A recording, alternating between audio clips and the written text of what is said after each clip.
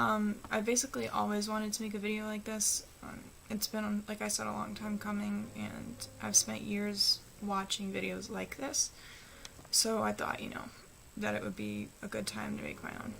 When I say queer, I mean LGBT plus people. I just want to make that very clear before I start my story. I was raised in a very, Catholic home, Christian home, where things were very homophobic for a long time, and I didn't really think to ask about queer people. I honestly didn't really know that they existed until I became, maybe 14 or 15 years old. If you've ever seen one of Hannah Hart's coming out videos, she explains that, she was taught that it was a way of self-expression, bringing a lot of attention to yourself and just doing it for attention and stuff like that. And I guess that's in a way kind of the way that I grew up thinking about it, but at the same time I also grew up in a very religious family where we relied on God for everything. We would pray, and anytime something traumatic happened, that's the first thing we would do, and even when nothing traumatic happened. So it was very much my whole life was faith-based. So growing up, I knew that being gay was wrong. You don't do that. That's one of the worst offenses that you could do. You don't, that's similar to pedophilia or bestiality, and I grew up with that mentality. When I was 15, I made a friend, and she came out to me and she was like, I'm bisexual. And I was like, okay, cool. It didn't really matter to me. I didn't know anyone who was queer, but I got to know my friend, and she basically, kind of showed me that, hey, LGBT people are literally just like straight people. Up until that point, I had been identifying as straight. So, that was 2012, I want to say. The very next year, I've always been into writing. It's something that I've been very passionate about for most of my life, and I've been able to, make a lot of friends writing and do all kinds of things like that. Basically, this is kind of where our story begins. It doesn't really begin here, but this was the first main point in the timeline that I'm trying to tell. But I was 17 at this point. I had just turned 17 years old. It was 2013. I made a close friend with someone. I had just gone through a traumatic incident where I had family in the hospital, and things were really dark and bad. And so coming out of that, this was one of the first people that I met that was new, and I had separated from a lot of my old friends for other reasons. But I met this person, and they quickly became one of my best friends, and we were very close.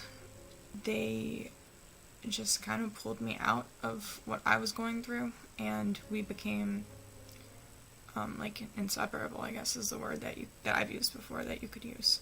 I think that if I can pinpoint it, maybe the first time that I started to have an inkling of what is this, is we were exchanging just pictures, oh, what do you look like when when I look like, stuff like that. And I thought to myself oh, I hope they're cute. And I thought to myself immediately an instinct, not an instinct, but an automatic reaction, stop, don't think that, that's gay, what are you doing? And that was the first of many times that I would think that during that friendship. I hid it a lot, and I kept it at bay, kind of, and I would flirt, and I'm just talking, I'm not giving out any names, obviously, because I don't know who's going to see this video, or if they will, but, anything I say in this video, anybody who's involved already knows, so it's not a big deal to me, and I'm just speaking on my own behalf here, my own side.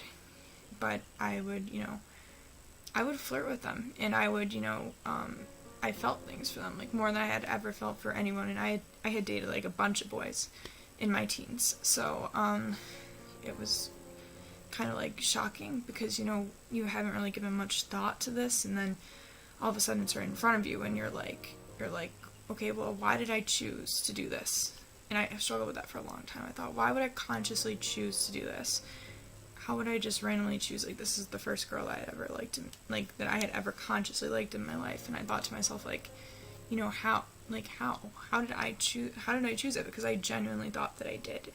And I felt very guilty about it, and most of the time I would just shut it down, and I would just think, like, you know, this is inappropriate. This is not appropriate. You're crazy. You're over emotional, and I would shut it down. So then as time went on, things got worse. Like, they're great, but things got worse because I would feel more and more guilty as time went on. And I cared about this person very, very deeply. And so it was hard because I wanted to spend all my time with them. But on the other hand, I was, like, constantly just, like, going back and forth with myself, saying, like, you know, you can't do this, or, you know, you can't, or you wish you could, but you shouldn't, or you can't, or whatever. And it got to a point where I was finally, like, maybe, like, July of 2013. It'd only been, like, maybe a month or so, a month or two. And, I sat my best friend and my oldest friend down. We were at, like, Warped Tour, I think, and we were talking, and I basically told her, like, hey, you know, I have something to tell you. And she's like, what is it? And I didn't know anything, like, about labels. I didn't know anything about what it meant to be this or that, or, like, anything like that. And, I basically told her, like, you know, hey, I like, have this weird thing for, you know, so-and-so, and, I don't know what it means. And she was just kind of like, you know, I know. Because you talk about them nonstop, you won't shut up about them. And, I was like, you know, okay, so that's over with. But I couldn't look at her when I told her. I was just like, I don't know, I couldn't, you know. I had a hard time admitting to the fact that I had those feelings in the first place. So it was a hard thing.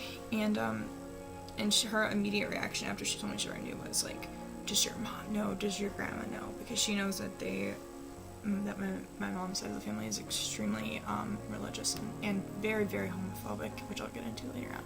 August, things got even more intense for me, and I ended up having a very difficult time trying to like, dismiss what I felt.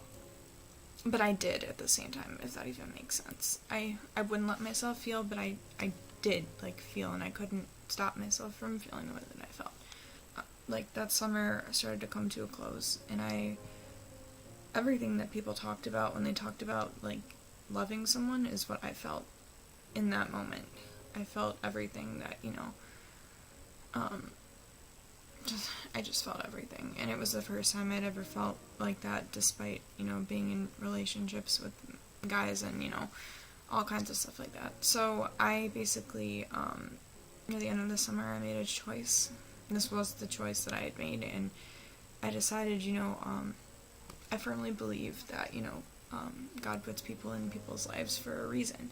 So I thought to myself, you know, if he put, you know, this wonderful girl in my life and wanted me to be around her, then, like, who am I to say that, you know, that's something that I shouldn't pursue just because I've spent, you know, 17 years thinking that it's, like, the worst thing that you could do, and, you know, thinking, like, that, like, I literally thought, you know, that I would go to hell for it. And so but I really, really cared about this person, and they were everything to me. So I thought, you know, I'll leave it up to him. So if he wants me with this person, then it'll work, and I'll figure it out, even if that means, you know, going through everything that I have to go through. And if it doesn't, you know, then I'll take it as is. So I said that, and I was pretty confident in that, and I was happy in that. I was relieved, because I kept pulling away from them because I didn't want to hurt them, and I didn't want to make things harder for me. And I felt very relieved when I decided to just let it be.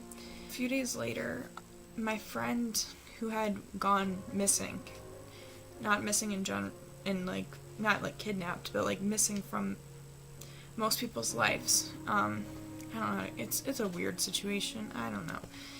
But he basically came back, like, seemingly out of nowhere after a few years, and I thought, like, so many things. I thought that he had passed away at that point in time. I thought that, you know, maybe something happened to him, maybe that he hurt himself. I didn't know at the time. Like, he just suddenly came back, and I thought to myself, wow, okay. Because this was really the one and only boy that, like, I had ever thought, like, you know, oh, maybe, you know, like, oh, maybe nothing has worked out because, you know, I need to be with this boy or something like that. Because I always had an unrealistic, heteronormative type of view on relationships, and that can be for another video if I ever talk about it again. But he basically came back, and I thought to myself, like, you know, okay. And so I met up with him, and he wanted to go out, and at that point in my life, I hadn't been able to have the experience with him that I think I needed to be able to see that, even with the one person that I thought, the only boy that I thought maybe it could work with, it didn't, because it just, but that, again, that's later on.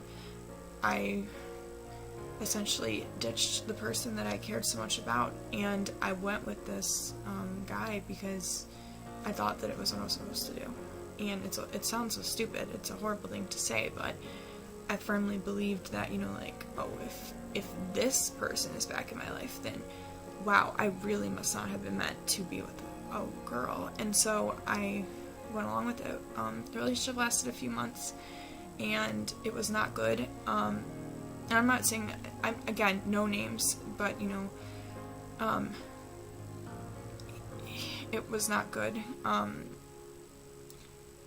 There were problems on his end, and I didn't have interest. Like, I mean, he's the first person that I ever kissed, you know, the first person that I actually had, like, a real, like, physical relationship with, and it didn't feel right at all. And I remember the first time that we kissed, I just thought to myself, is this really it? Like, is this all, you know, is this what people have been building me up for, you know, for so long? And it wasn't what I thought it would be, and it was very uncomfortable. I was super uncomfortable, and I had been uncomfortable with men for a long time before that, but I just, like, thought, like, oh, I don't like them enough, or, you know, something like that, because when you're young, you don't really know, because you don't have that experience. So that ended, and swore off guys and said, you know, like, I'm not dating anybody, because I, you know, certainly I wasn't not straight, but I, you know, didn't want to date any boys. So as 2014 went on, in 2014 I was 17 turning 18 years old. So at some point in 2014, she would cross my mind, and like, I would hear a song, or it would be a scene from a movie, or, you know, it would be something or other, and I would think, like, about everything. I would sit up at night thinking about her, and but I never had the guts to, like, actually reach out. I think I did once, but it probably came off as passive-aggressive, honestly. I have a hard time remembering a lot of different things. As 2014 went on, you know, I turned 18, and I actually ended up liking one of my friends at the time, about a year after it had happened the first time. So it happened again, and I ended up liking her, like, a lot. And at the time that it happened, I didn't actually realize that I liked her either. So it was kind of just like, you know, oh, she's my friend, you know, we're close, you know, I think my friend's really pretty, and, you know, she's, you know, gorgeous, and this and that, and, you know, all kinds of stuff like that. I was just thinking. And basically what happened is she got a girlfriend, and I went to a show with one of my friends, the same friend that actually kind of came out 2 years before, and I told her, you know, like, yeah, I'm so sad because, you know, so-and-so has a girlfriend now. And she basically said, it's kind of weird that you're upset she got a girlfriend. And I thought to myself, yeah, that is kind of a little weird. But it actually, like, I always use the word crushed. It crushed me, because I spent weeks, I think weeks on weeks, just, like, listening to the saddest music, and, you know, crying and being a wreck, and to the point where one time even my mom, she was like, you know, what's wrong with you? And I'm like, nothing, because what are you gonna say? Like, my friend got a girlfriend and I'm devastated. Like, you can't say that. Didn't understand, like, why it hurt me so much, but still I figured that, you know, it couldn't be that I liked her, I just got too attached. Sometime after that, I I think I'd realized that I had messed up because I remember, I don't remember at what point this happened in the timeline, but I remember one night being up getting ready for bed and hearing a song that messed me up because it reminded me of the first person that I'd ever liked, the first girl that I'd ever liked. And it was like kind of like a moment of realization for me a little bit. I've had a few of these, but like I basically heard this and it triggered like every memory of the past, and I just sat down and I just like cried and cried and cried because it hit me in that moment that I couldn't believe that I actually could have been capable of hurting someone as much as I hurt the person that I cared about the most. And I just thought to myself all kinds of stuff like, how did she feel? What did she do? You know, did she miss me? You know, did she wonder why she wasn't important enough? Like, all kinds of terrible things just went through my mind. And I believe that's when I started reaching out, which is a different story, and it's not one that I'm going to talk about right now. But it did come to a point where I started like apologizing a lot, but it was like a delayed reaction, so it didn't seem like it like actually meant anything. Like it was just like, it was weird. I'm weird, but it's because it took me so long to get to the point that I'm at today that it took me so long to do different things. And this is when in my notes I'm saying right here, a few months after that I made a decision again, this time to make everything okay. And the first step of trying to deal with the pain I have from the situation was allowing myself to feel. And this is kind of like a big deal, but it started as, you know, like I would listen to a certain song and I would go from the mental mindset of like, no, don't stop feeling sappy about the song, you know, that's gay, like don't do that, that's inappropriate, to all the way to like actually feeling. And I remember vividly the day that I first allowed myself to feel for a song that was really important, and I was just just flooded with emotion, and I wanted to cry, and I think I probably did, but it was 2.5 years of feelings just built up that I finally let out, and it was crazy, honestly. And it's like you have to go through every single thing that you already went through just to be able to like finally like fully accept like, oh, okay, I felt this way because I liked them, or I felt this way because, you know, this song reminded me of them, or, you know, whatever it is that it is, to the point of like, okay, I didn't make a choice, like I didn't actively choose like, you know, I think I'm gonna pick this specific girl and you know, like her this much and feel this much stuff, and I just kind of left it there.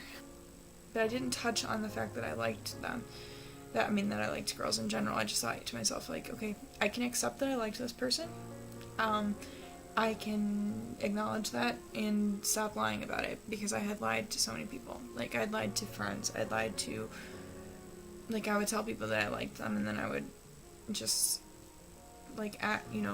say like, oh no, I was over emotional, or I think they liked me, or it's just something horrible I would say to cover it up, because I didn't want anyone to think that it could be me. That summer, the summer of 2015, I actually started to come out as asexual, and that's something that I'm just going to touch on a teeny bit, because it's not actually kind of like the main focus of this video. Pretty much it's something that I'd like always felt lacking. Like desire has never been a new thing for me, and I definitely didn't feel the way that other people felt a lot of the time. In March of 2016, so I would have been like 19, about to be 20 at this point, I made the choice to contact the first person I'd ever had feelings for, the one that we're talking about. And I basically asked them if they would be willing to talk to me, and for the first time in 3 years, I had the ability to tell them everything that I felt. It felt very freeing, and I definitely cried the whole conversation, and it felt like a weight had been lifted off of my chest. The next month, after being confronted, I came out to my mom about being asexual, because I basically had said a lot that I didn't want to date any guys, and so she would periodically ask me things like, jokingly, like, oh, don't tell me you're gay, or like, you can't be gay, or like, like, don't choose to be ace, or don't do this, or don't do that. Like, it was something that I consciously did on purpose. And she confronted me about something that I said, and I told her, and she asked me if I liked guys, and I told her no, that I didn't, because I certainly didn't, and she asked me if I liked girls, and I just didn't have the heart to tell the truth, because I knew that it would be a big deal, because she had told me in the past, despite she knew me as like an ally for a long time, that it was that, you know, it's not like okay to like it's okay to be nice to people, but it's not okay to be gay or be queer or be, you know, anything, because it's against God, and it's not right. At the time, that's what she told me. So I was like late 2015, early 2016, and I came out in April of 2016 as ace to her. At that point, all of my friends knew that point. They had known about the liking girls up to that point. So that was something that I kind of started to explore more so in 2016 and acknowledge. And I have wonderful friends that have always been there to be able to help me, like, answer my questions and listen to my concerns and relate to me. So people definitely knew before that. Of 2016, I went to Spencer's and I bought my first pride bracelet, and I wore the thing religiously and proudly. I wasn't fully out yet, but it was the year that I actually started to wear things and say things and do things. And I ended up that summer liking another one of my friends. This time I actually knew that I liked her, though, and it felt very similar to the first time that I liked a girl, so I thought, like, this is the best feeling in the world. I never want to know what it is to go without this. And here's the thing, I don't know if I touched on it enough when I was talking about religion and beliefs, but I never planned on doing anything, which it doesn't make sense what I'm saying, I know, but I honestly thought that I would go like my entire life either being alone or lying or faking or something. When I came out as ace, I felt so much relief, because I knew that I would never have to be with a man if I didn't want to. And I knew that, you know, I'm not saying that I'm not ace, I'm just saying that that was definitely the number one thing that I felt when I did come out that time, was that, you know, like, hey, you got a reason. Like, you don't have to, you know, date a man or, you know, marry a man, have kids with a man. You don't have to do that, because you never have to do it again. You never have to date a guy again. And it was such a relief to me. And I don't think I fully realized why I felt that way. Sorry, it's very dark in here, but I don't have any more lighting. So that brings us to November of 2016 in our story, and I'm just going to read this part because I'm not going to remember it all. But November of 2016 was a hard time for me, especially in my family. Everyone seemed to have something terrible to say about queer people, especially due to the election, and the majority seemed to like Trump and found no fault in the scary things his side had said about the LGBT community. Some of my family members had said horrendous things about the queer community, things that can still bring me to tears now. The night of the election, I sat at home and comforted my friends that couldn't help but freak out. Things got very dark. They have been for a handful of times prior to that, but I knew at that point that I couldn't do it anymore. I wouldn't spend the rest of my life pretending and hiding, and things got progressively more and more depressing. Depressed led to hopelessness and despair, and those things were things that I just couldn't continue living with. I started to get sick. I spent days not being able to do anything because I had incredible anxiety. At that point, I reached out to my friend of 10 years and told her that I needed help of some sort. And basically, what she told me was, if you want to tell your mom, I'll come and, I'll do it with you. And I thought about that, and I thought to myself, okay, because the thing is, this was a fear that I had, was that, I had a lot of fears, but outside of, like, the whole despair, hopelessness, like, I can't do this forever type of feeling, I also had an irrational fear of, like, if something happened to me, I didn't want, like, to go, like, with nobody knowing, like, me, because I felt like I had lied for so long that, like, nobody would know the difference. Like, of course my friends would know, they knew the difference, but, like, family and, especially my mom, because we're very, close, and we always have been, and I felt a great amount of guilt for not being able to share something that I had been growing for a long time to try to be comfortable with, and something that was such a big part of me that I felt like I was like literally hiding like the majority of myself. So I told my friend, okay, and I spent the next 6, 7, 8 weeks planning a very, very elaborate coming out. And the reason that I did that so much is because I didn't fear getting kicked out. I didn't fear being, I don't know, I didn't think that, like, I would be shipped off to, like, a therapy or something like that. I just feared that, and you have to know, too, that by this point, I had been training my mom for about 2 years on LGBT issues. And she, at that point, was very supportive of trans people and very, very supportive of gay people, because she, and stuff like that, because she felt that queer people didn't actively make a choice to be queer. And so she could understand that about other people. And so I started to drop hints. I'd be like, oh, it's great that so-and-so's parents, support them. Or, hey, so-and-so came out, or, something like that. Or, like, I would show her coming out videos, or just stuff like that, to try to get her to realize that, hey, these people are just like you, and there's nothing wrong with them.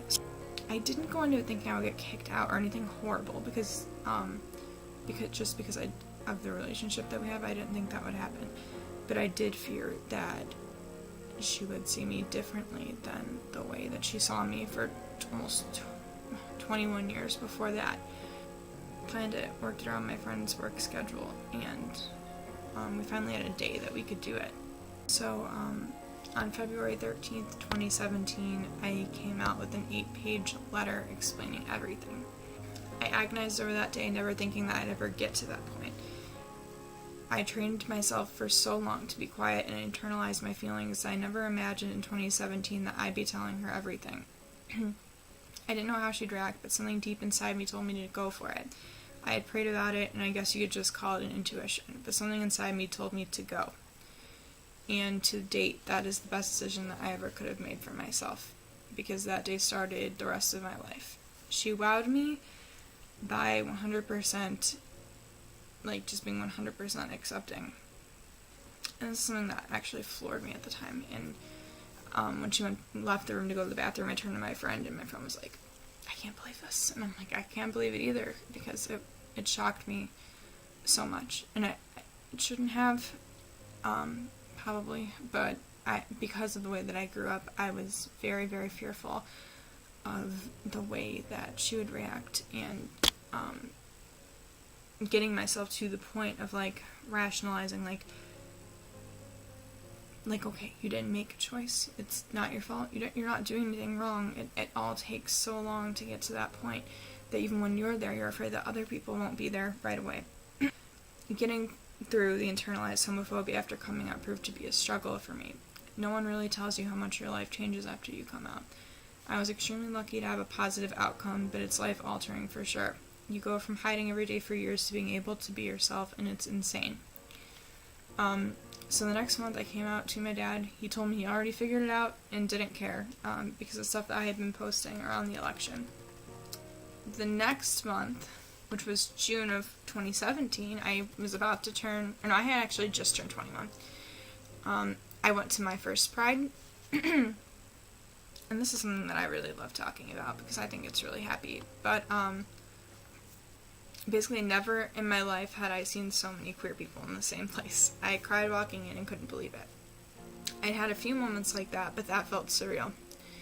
I felt like I'd finally made it. I worked so hard for so long, and I finally got to do something amazing that I never thought I could. I got to be in a place where I could 100% be myself, and everyone else could too. Shortly after I walked in, I heard a speaker talking, and she said, God loves everyone, God loves you too, or something along those lines, and I got chills. In October of 2017, on National Coming Out Day, I came out to Facebook and Instagram. I had support from people I hadn't spoken to in years. Unfortunately, I still had to block the posts from my extended family because they didn't know, and their homophobic behavior made me fearful. I can possibly get into this more in a later video also, but I want to make it very clear that I still definitely believe in God and pray. Growing up with a super religious background and dealing with figuring out your sexuality can be extremely tolling at some point though, and I still struggle sometimes. I figured out that one thing doesn't cancel out the other, and that's a big deal I think because a lot of conservative religious people say no, if you're this and Christian then you're not Christian at all or something like that, and honestly that's just nonsense. And I needed someone to tell me that when I was going through this. So if you're watching this and you think that you can't be both, then you are misinformed and mistaken. I hope that you know that the way that you are is not something that you chose. It is not something that it's something that you did. And I've told people this before. You didn't do anything. You're just like this. And I think that people are made beautifully. And I think that you wouldn't be the way that you are if you were not meant to be that way. So in conclusion, I am gay, and as gay as I am, I still feel spiritual. I still believe in God. I still pray every night. And I wish with all my heart that I could have felt that way 5 years ago. But I couldn't, and because of that, I just never thought that I would come out. I never thought that I would acknowledge it. I literally thought that I would die never acknowledging that what happened the first time ever happened. But I've come to terms with it over the past 5 years. I've realized that, there's no reason why I shouldn't be happy that happened, or be happy that, I experienced that, because had I not experienced that, I would still be pushing myself with guys that I don't care about, and pushing myself with people that I feel uncomfortable with. I think that it's very hard to accept yourself, but when you do, it is the best feeling in the entire world, because you finally feel like you can move on with your life, and you don't feel like you're stuck in the same place over and over again, and you can't believe it, and you can't and if you're closeted, you just know that there's literally an entire world waiting for you. I didn't realize it, and then when I did come out, my life changed entirely. It's the most wonderful thing that you can do, and I know that everyone has a positive outcome, but